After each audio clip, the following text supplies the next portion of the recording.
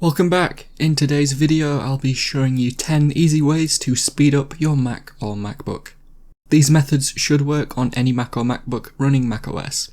We'll be focusing on simple and easy methods in this video, so hopefully before too long you can notice a performance boost on your Mac. You shouldn't need to perform all of the steps in order to improve your Mac speed, so feel free to skip some if you want.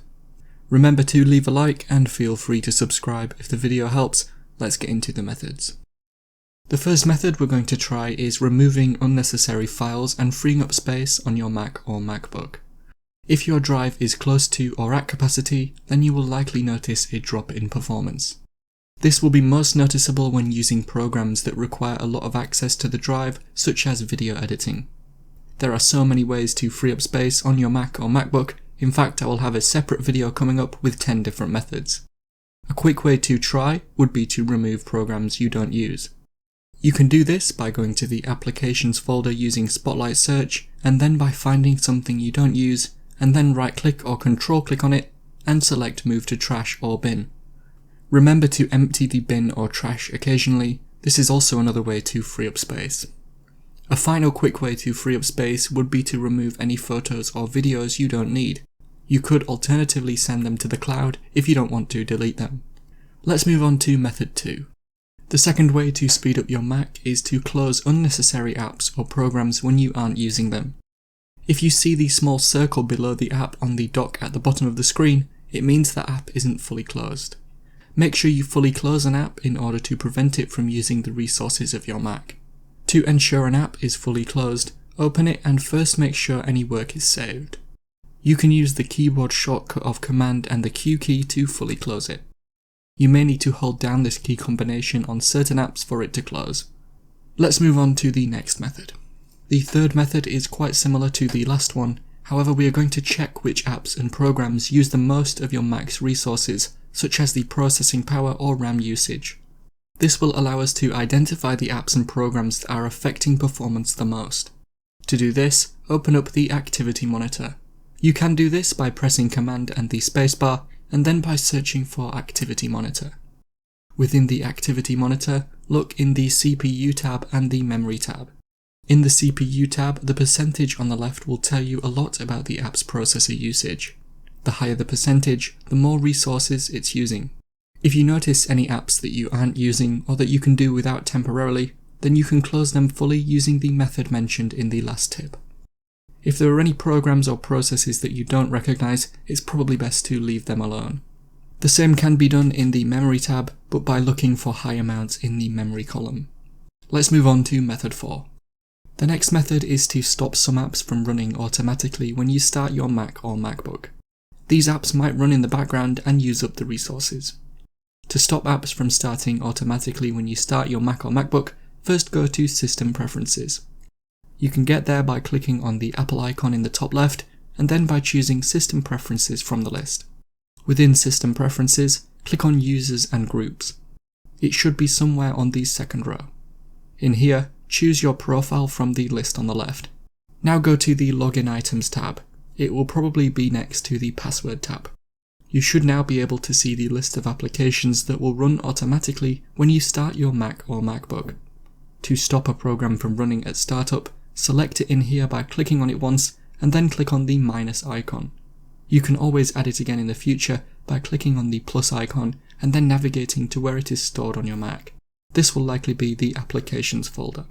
We'll now move on to method 5. Method 5 is to reduce some of the visual settings and effects. This one might only be necessary if your Mac is really old and slow, however it's worth a try anyway. To change the visual settings and effects, first go to System Preferences. You can get there by clicking on the Apple icon in the top left and then by choosing System Preferences from the list. Within System Preferences, click on Dock and Menu Bar. It should be on the top row. In here, first make sure that the Dock and Menu Bar is selected on the left side. Now there should be a list of settings on the right. These are the checkboxes. To help improve the performance of your Mac by reducing the amount of visual effects, uncheck the boxes called Animate Opening Applications and Automatically Hide and Show the Dock. You can also change the option above the checkboxes to Scale Effect if it isn't already. Feel free to have a look at some of the other options in here to customize them to your preference. Let's move on to the next method. The sixth method is nice and simple to do. All it is to make sure that your desktop screen is as clean and tidy as it can be. If you have a cluttered desktop with lots of apps and folders, it's possible that it can slow down your device as it has to use more resources. Remove as many things as you can from the desktop that you don't need in order to hopefully see a performance increase. We'll now move on to method 7. The next method is to change some of the storage settings on your Mac or MacBook. These settings are built into macOS to try and help free up space and increase performance. To do this, first head to the Apple icon in the top left and click on that. This time, click on About this Mac from the list. It should be at the top. In here, go to the Storage tab. Now click on Manage in the right of the window. In here, you should notice a few options on the right. You can pick and choose which options to turn on. For example, you can optimize your storage space or set it to empty the bin automatically. Let's move on to the final 3 methods. Method 8 is to check for and install the latest updates in macOS. If you are running an older version of macOS, there is a chance that some of your apps or programs might have compatibility problems.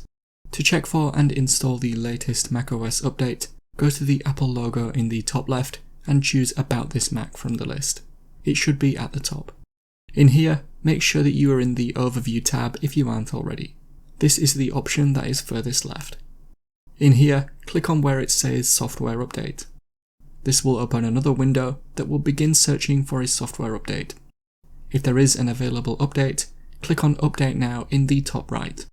You might want to double check first to make sure your work is saved before doing this. You can also check the box at the bottom that allows your device to be updated automatically. It's up to you. Click on Update Now when you are ready and then enter your password. You might now need to click on Update Now again to begin the update. Once you do, your device will shut down and begin loading the update automatically. Allow this to complete. It may take a while depending on things like your internet connection. Let's move on to the 9th method. The next method is to optimize each app that you use. This one depends on the type of programs you are running, so there isn't a set method.